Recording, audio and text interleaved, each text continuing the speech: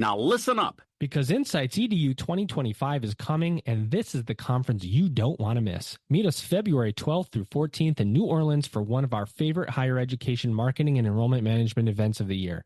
Imagine 3 days packed with actionable insights and the latest innovations in higher ed. We're talking top industry experts, real-world case studies, and hands-on workshops designed to help you grow your programs, boost engagement, and elevate your student experience.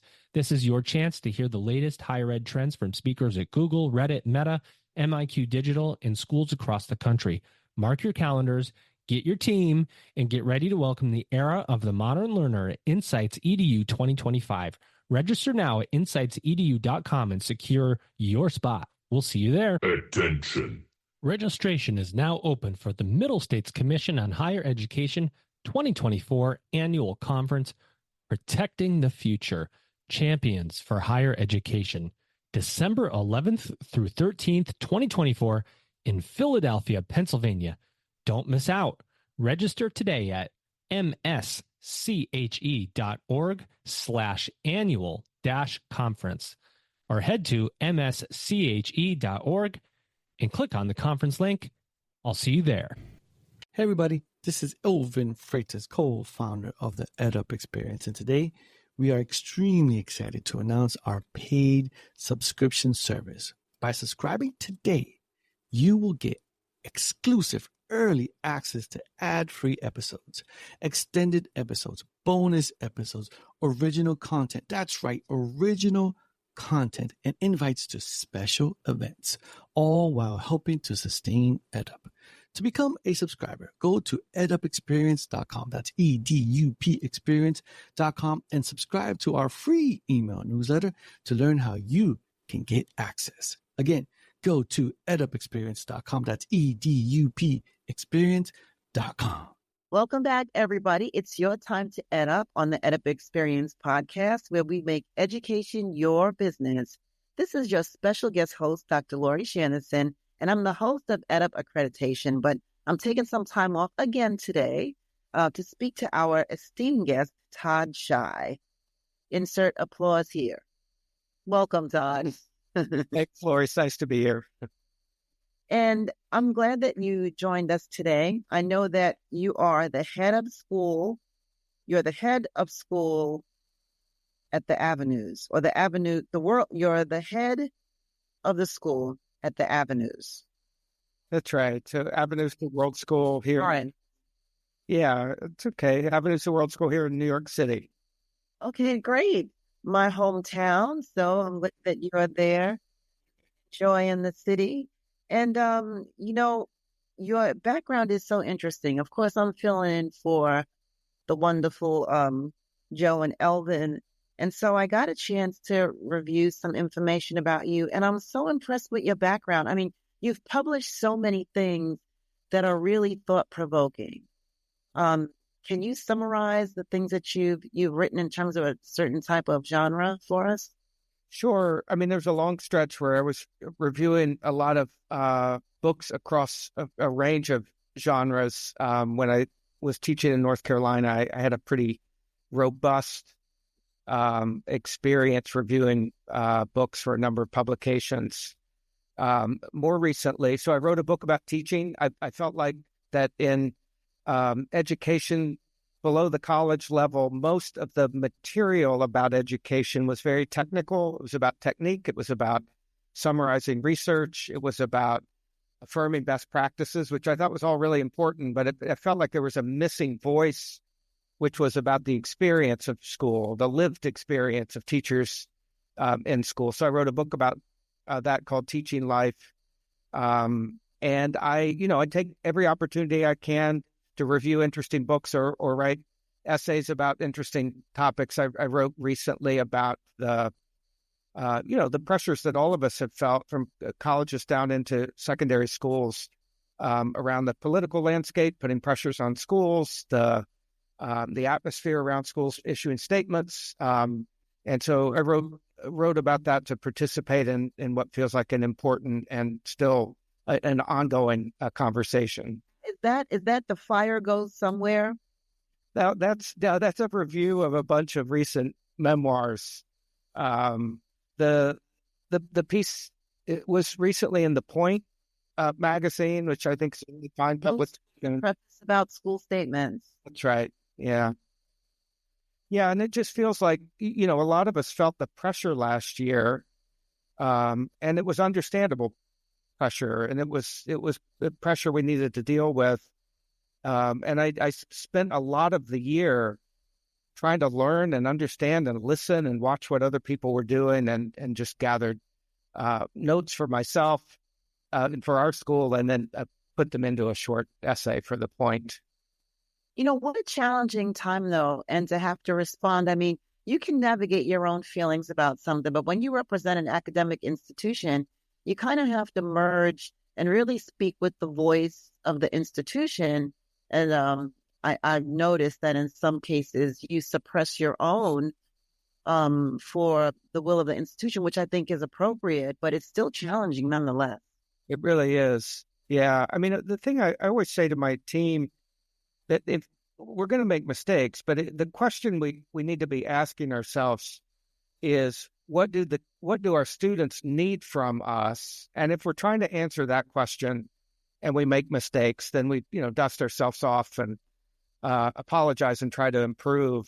But that's what our motivation is, particularly working with younger students. What do they need from us as teachers, as a faculty, and what do they need from their school? And that helps fence in some of the ways that you would respond. And as you say, it's not about my own feelings or experience or biography or reaction. It's that question that's guiding me. What do our specific kids need in this specific moment? As it relates to education, your background is very interesting. And I feel like it is the piece that is often missing. So just so our listeners know, you have a background, you have a master's in divinity. I do. And that, when I asked you to talk about the body of work, it's really thought-provoking work and work that requires a lot of reflection. The things that you've written, they're not just technical pieces to the point that you made, but they dig deeper into, I think, personal responsibility and just personal awareness and the impact that you have as an educator. Can you tell us a little bit more about that? Yeah, thanks for that question. I mean, schools are, first and foremost, they're communities. They're living communities. And so tending to the life of a community is almost sacred work. We're dealing with the well-being, the livelihood of children and young people who are vulnerable. I think the way I describe teaching after 30 years in the business, it boils down to me to that teachers get to witness and participate in coming of age. The young people who are, and nobody does that well, right? Coming of age is inherently, it's nonlinear, it's hard, it's awkward. You need to be surrounded by adults who love and care for you in order to lead you through that process. And in that sense, that's where, my background is, as you pointed out, that is steeped in religious communities, feels relevant because we're taking care of kids who need us to see them at their most vulnerable, and then see them and hold them, but then also help push them and challenge them. And that is the nature of that work is not technical.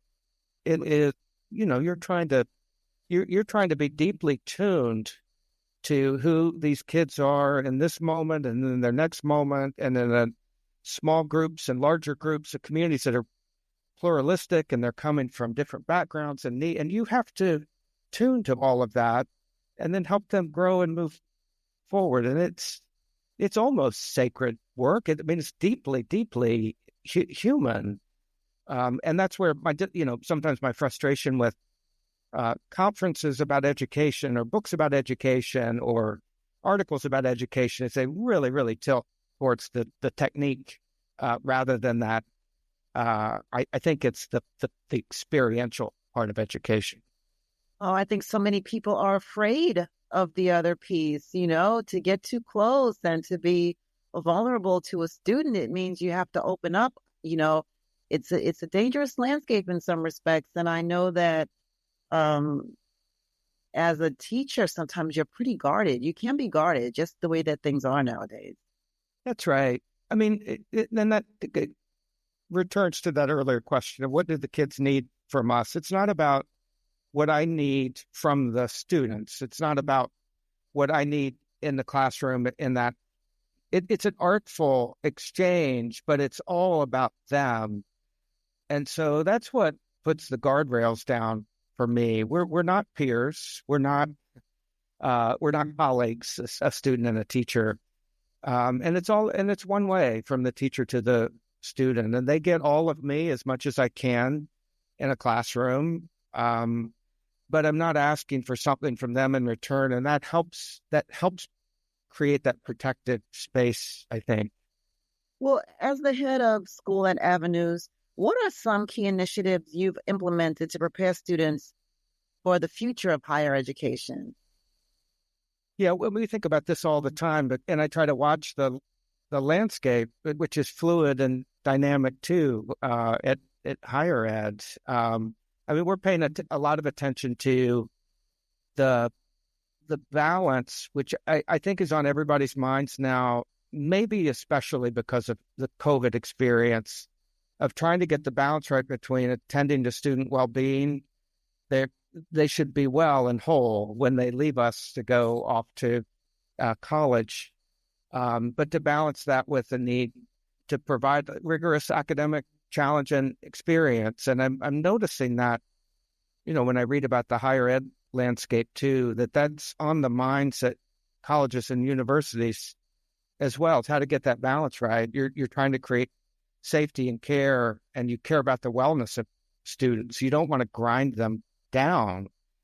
But it's also, schools have an educational mission, which is more than just that. We're not just taking care of them. We're introducing the world of ideas and inquiry and understanding and challenging students there. So we're thinking a lot about that balance right now. And then for us at Avenues, I feel fortunate to be in the middle of New York City, which is, the city itself is an opportunity to be a classroom. We look all the time for ways to get out into the city and pull the city in. So we run many terms to let teachers design electives that are very focused on being out into the city, little 3-week mini terms.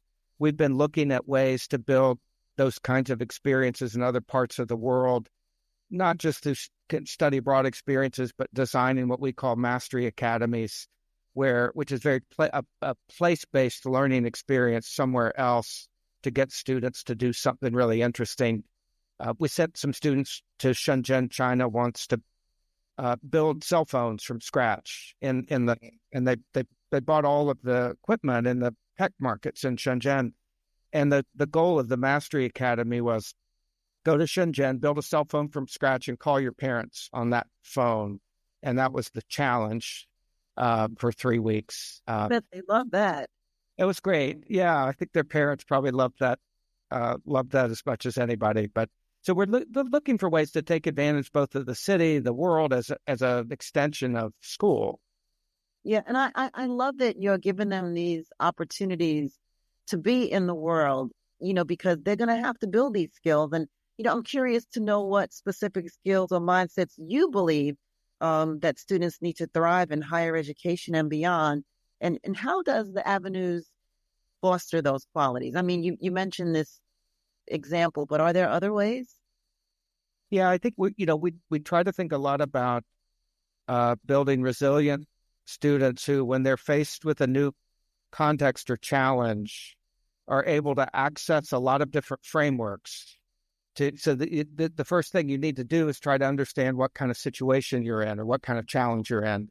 And so then what framework is the one that I'm going to need to apply? Am I in a scenario where I need to iterate rapidly and try a bunch of things? Or am I in a kind of scenario where I actually need to step back and listen and read and learn first?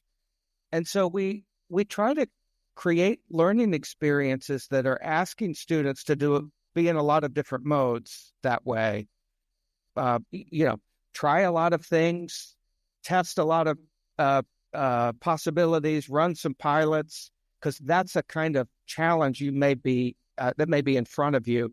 But also practice listening, because sometimes something really complex is presented to you, and your first instinct might be to express your point of view, but your better instinct might be to listen and try to understand what other people have thought about something really complex.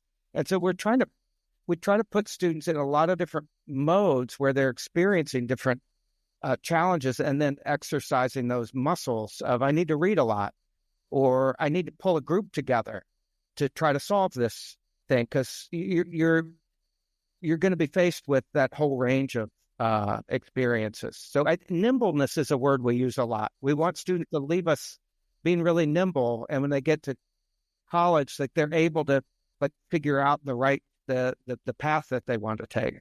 But I love that. I mean, because you speak to a lot of things that would cause parents anxiety. And so I know that they're worried about, are students exposed to opportunities to enhance their critical and analytical thinking? And it sounds like you do that. You're giving them the opportunity to challenge their own behaviors and mindsets to approach something differently. I mean, you mentioned that sometimes instead of responding or without the intentionality of the thought process, I mean, teaching them that this, in K through 12, I think is important, because when you do get to college, you now are better equipped to navigate that landscape. Mark your calendars now for February 12th through 14th, because this is where we welcome the era of the modern learner and the most anticipated higher education marketing and enrollment management conference of the year. We're headed to New Orleans for Insights EDU 2025. This year's event is packed with speakers from companies like Google, Meta, Reddit, and MIQ Digital, and schools across the country. Ready to learn how AI is transforming the marketing landscape and how to adapt your programs to the preferences and demands of the modern learner? Then Insights EDU 2025 is where you need to be. Register now at insightsedu.com. Attention. Registration is now open for the Middle States Commission on Higher Education 2024 Annual Conference, Protecting the Future, Champions for Higher Education, December 11th through 13, 2024 in Philadelphia, Pennsylvania. Don't miss out. Register today at msche.org/annual-conference. We'll see you there. Hey, everybody. This is Elvin Freitas, co-founder of the EdUp Experience. Are you enjoying the conversation so far? Good. I hope so. Did you know that you can actually hear this conversation early before anybody else and ad-free, so you don't have to hear my voice during these ads? And did you also know that you could get extended episodes, bonus episodes, original content? That's right, original content, and invites to special events, all while helping to sustain EdUp? Well, if you didn't know, now you know. So go to edupexperience.com, that's EDUP experience.com, and become a subscriber today. First, you got to sign up to our free email newsletter, and then you'll find out how to become a subscriber. Again, go to edupexperience.com. That's right.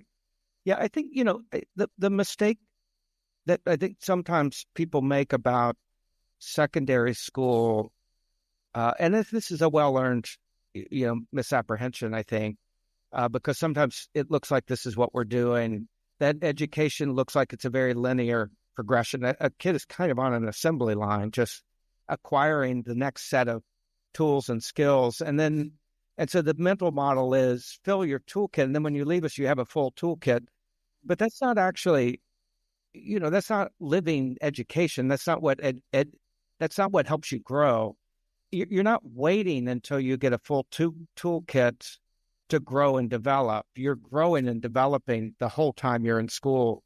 So Michael Roth, who's the president at Wesleyan, wrote 3 books, and he says students also need to develop the ability to feel and respond with empathy and a wider range of the human response to their world.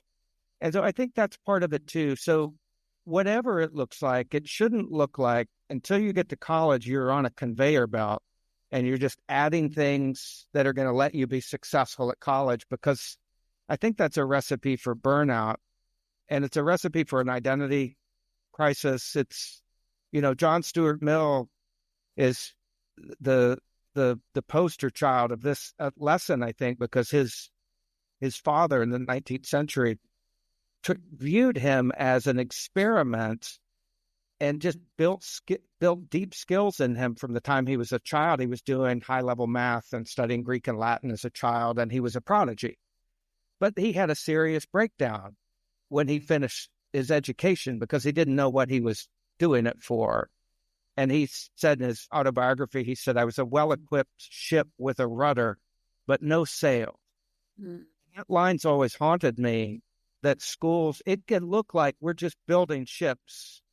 And if we're not careful and we don't have imagination as well as like technique, then you can make education feel like you're building a ship that doesn't have a sail. And that's part of the job of school too. Well, how does the avenues stay aligned with the expectations of higher ed, especially for incoming students? Your students are going to go off to college. So how do you facilitate that? We pay close attention to what's going on at colleges and universities. All of our deans in the upper grades, who are college counselors, all of them worked on the college side of the desk in the world of higher ed. And we stay in conversation across those boundaries. And we know that landscape is dynamic too, and we want to stay attuned to what's happening in higher ed and help our students not just be aware of it before they get there, but practice their versions of it, of those things while they're still in high school. So I think it's staying tuned and aware, and then looking for those opportunities where this thing is happening on college campuses. And we ought to do a little bit of work on that here. And I think some of the debates around speech and safety and the role of how the politics of the public discourse relate to the academic work on a college campus or in a classroom, like those are important questions that everybody's engaged in now, and we're engaging in them too, because I know that they're being engaged with where our students are going to go. What inspired you to start writing about education? And how has your perspective on teaching and leadership evolved over the years? You've written so much. I'm just curious. Yeah, I wanted, just because I felt that there was if you only paddle on one side of the boat, you're going to go in circles. Right. I thought that education writing, you go to an education conference and look at the offerings, or you pick up books about education, or you go to an online journal about education. I felt like there's a lot of paddling on one side of the boat. And it just provoked me to say, well, then try to write something that doesn't look like that. And so it's like a felt need. And then also, teachers, it's undervalued work, and it's beautiful work. It's life-changing work. And I started asking people, so this used to happen to me all the time. I was a classroom teacher for 20 years, and I would tell people I'm a teacher, and people would kind of put their hands up and say, yeah, I could never do that. Like, good for you, because I wouldn't want to do that. And then I started getting a different response from people when I would say, well, tell me about a teacher that was really important to you. And then instead of putting their hands up and getting like, yeah, I wouldn't want to do that, people speak reverently about the teachers who changed them, reverently, lovingly. Their life was transformed by old Miss Acuff in 11th grade. When I talk about her, I speak reverently, and people do that. And I thought, well, why aren't we writing that? But why is it that people shudder when they think about schools? And when you talk about education, it's usually a pessimistic story. But when you ask about teachers, it's this life-changing reverence. And I thought, well, I got to get in there and see if I can figure out how to say something about that. That's a good point. When you talked about the rowing on the one side, I agree with you. And I think that's why your work is so intriguing to me. It's so interesting because this is what I'm not used to hearing or knowing. And I really think that this is the complementary piece that gives you the motivation and the fortitude to move forward, because you're reminded of the work being so rewarding. You're reminded of the lives that you touch and the impact you can have. And the other way is just so technical and being overly exposed to how do we do this? How do we measure this? How do we blah, blah, blah? Without being in that other piece, it does not seem complete. And, so can you just share with our listeners any personal experience or pivotal moments in your career that shaped your approach to preparing students for higher education? Yeah, I mean, it for me is just the becoming alert to and attuned to the human element of teaching. I taught a kid in 7th grade one year, and he was a new student to our school. And on the first day of school, I just was paying attention to what was going on, and the kid looked a little bit lost. And I went over to him. Everybody was getting ready to go to lunch, and he just looked lost. I said, "Do you know what to do next?" And he said, "I think we're going to lunch." I said, "We already know where to go." He said, "I'm not sure." And I said, "Just come with me, and we'll go get lunch." And that was 7th grade. And then we had school. We had the year. And when he was a senior, like, he wrote about that moment when they was looking back on this.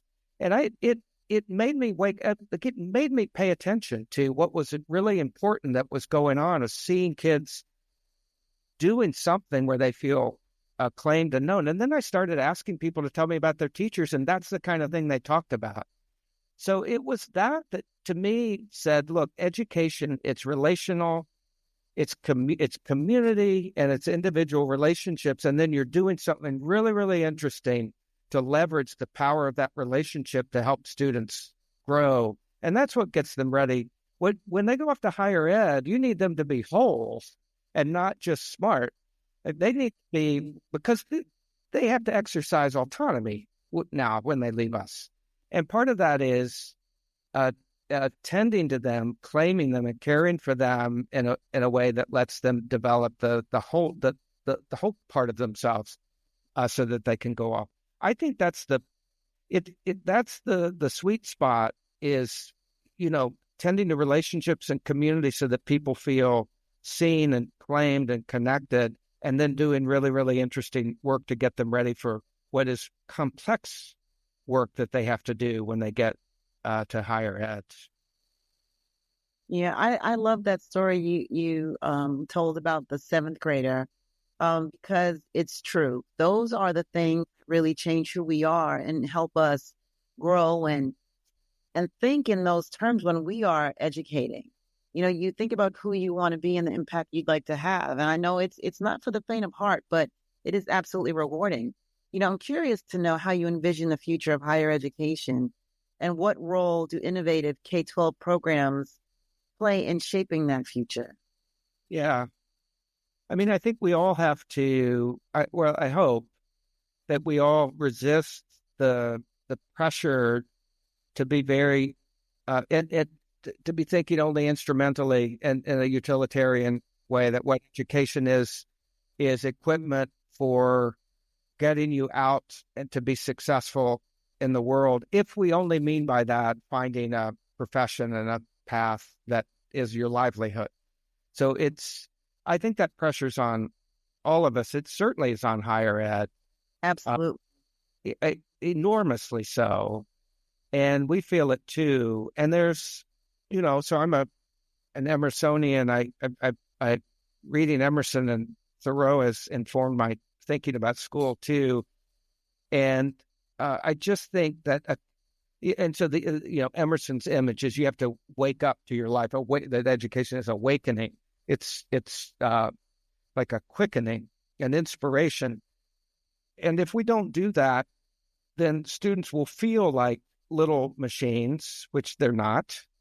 And they'll view education as passage through this sort of technical training, which it's not. And so I hope that we're able collectively to resist the idea that education is just a field of training, of equipping in a narrowly vocational way, because if you don't ever stop at some point and think about how do you build a relationship to the world and to your own life, and what do you want your life to be about, then you'll feel lost at some point when you're older. And we can do better than that, and we can help. I mean, I agree. We've seen such a push towards exams. We've seen such a push towards gainful employment, where you used to go to college to learn to be thinkers, the focus wasn't a job. And we've seen that totally change. Yeah. And so I can see the need to position education as a quickening, as an awakening, as an opportunity to grow in different ways and to develop a mind that is a critical thinker and one that can navigate life beyond just these skills that we want you to learn so you can get a job. That's right. And become a good person too. Like how are you going to learn to do that? How are you going to learn to be a good friend and a good neighbor and a good sibling? And I mean, a lot of influences need to come to bear on that, but school should be one of them, where you're assessing what it is to have a good life in all the different relationships and all the ways that you need to have a good life. And some of it is like what you do to earn a living. You want that to give you some reward too. You want to feel content in that and satisfied in that. And I don't discount that. But you want all the aspects of your life to fill you and not drain you. And school has to contribute to that too. Well, I have time for one more question, but before I get to that question, I'd like our listeners to be able to tap into some of the amazing work that you've done, the pieces that you've written. How can I connect them to your work, and so that they can see this long list of publications with these intriguing topics that I think they would find extremely interesting? Sure. You're welcome to share my email, Lori. It's Todd, Todd.shy at avenues-ny.org. So -ny for New York. I'd be happy to point people to anything they were interested in. I also, I wrote this book, Teaching Life. If you're interested, you can look that up and get a copy of that, hard copy or an ebook. But yeah, I'd be happy to engage with Teaching Life. Yeah, I have got to grab a copy of that. I mean, listeners, you are not looking at what I'm looking at, and just the breadth and depth of the things that Todd writes about is amazing. I feel like if I read your list, I'd be a very different educator. And I love it. But as we wrap up, what advice do you have for educators or administrators who are looking to better prepare their students for the demands of higher education? Yeah, that's a great question. I mean, that's the $64,000 question. I think we need to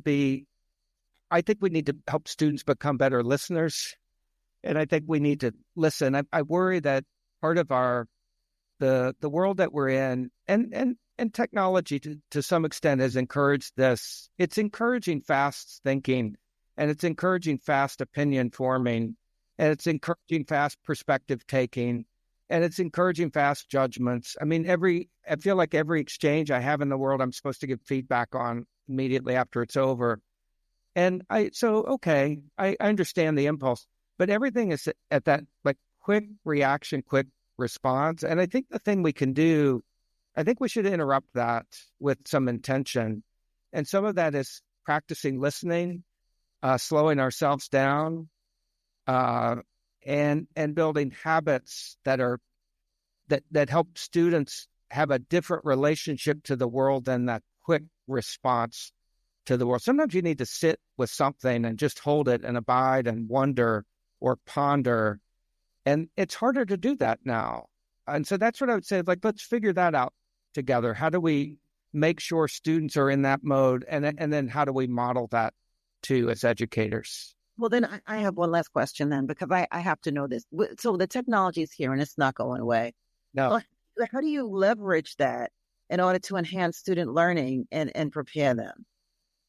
I know. I mean, I think it's getting really savvy with the tools, but building in habits to set them aside and interrupt them.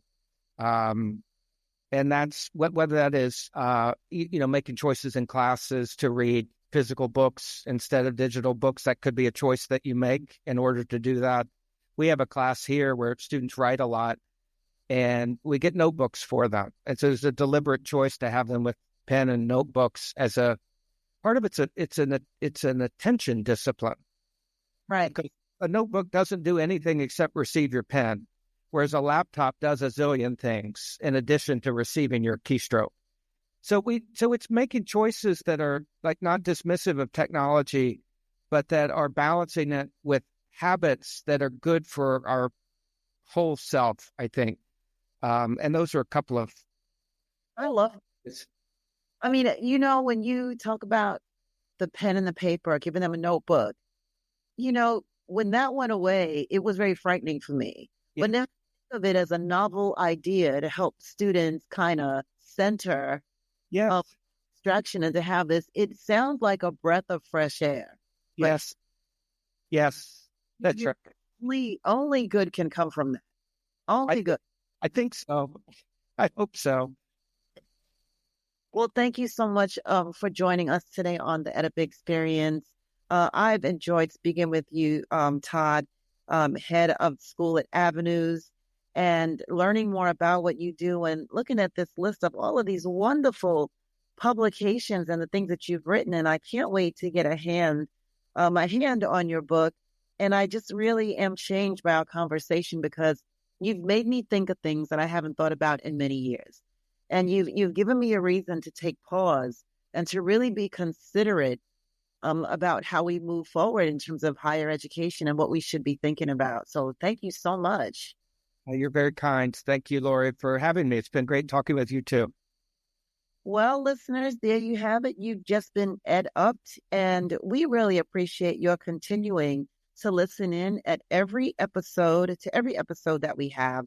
And you can find any topic on higher education within the EdUp Experience platform. Of course, I do accreditation, so I'd love to have you jump over to our podcast and learn some more about accreditation. But, there's everything and anything out there as it relates to higher. There's Marcom, there's a podcast for provost, there's EdUp and Mandarin. I mean, it just goes on and on.